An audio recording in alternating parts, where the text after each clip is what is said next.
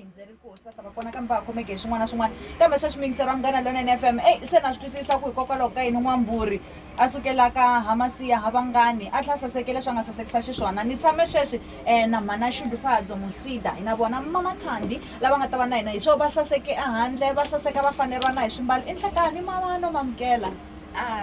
Masiyale avudi vo vuhani rovona ka Busangeni ro vuwa na musi ro daha vangani ro daha vo Shudu mara ri thatu swika kha hezwo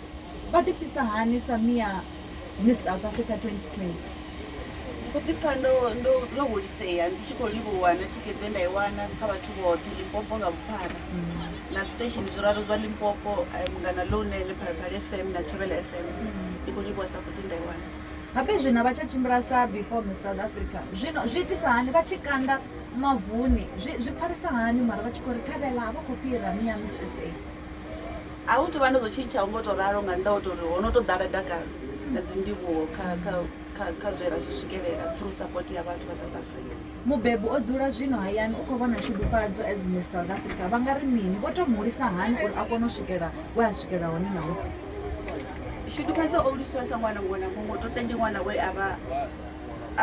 ndi ṅwana ane a tshi funa zwithu ya zwi shumela u fana na zwezwi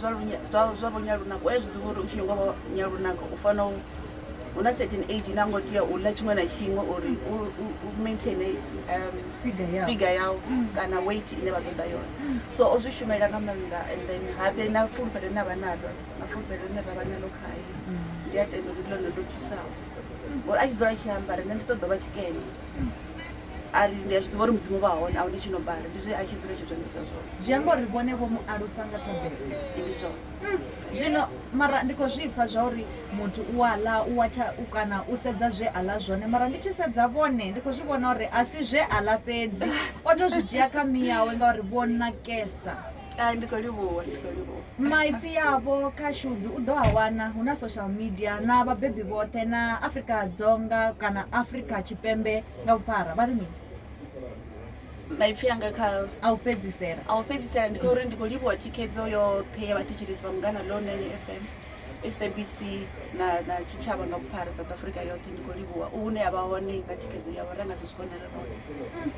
muyingiseri wa Munghana Lonene FM i marito ya Mana Shuduphadzo Musida loyi hi nga le ka yena namuntlha hi tele yena hikwalaho ka sweswo va kombise mhaka ya leswaku Shuduphadzo a ku ri munhu loyi a navela a tshama kha vula ku mina loko ni kula ni lava ku va xo karhi loko ni kula na ku ti vona ni fikelele laha va ri vona va tshama hansi va kha va n'wi kombisa na hi xikhongelo ku swa koteka swa endleka xikulu lexi va xi vulaka i ku va twa va kurisekile va twa va tlakuriwile va tinyungubyisa kambe va rhandza ku khensa swinene Afrika-Dzonga na nseketelo lowu mi nga va na wona ka vona eka nhlekani wa siku ra namuntlha hi vurisile na Mana N'wamburi loyi a nga yimisa Afrika-Dzonga hi nenge wun'we hi mintirho leyo saseka na vona tivutisiku kambe mintirho ya wena ka nhlekani wa siku ra namuntlha hi le ya njhani hi le risimu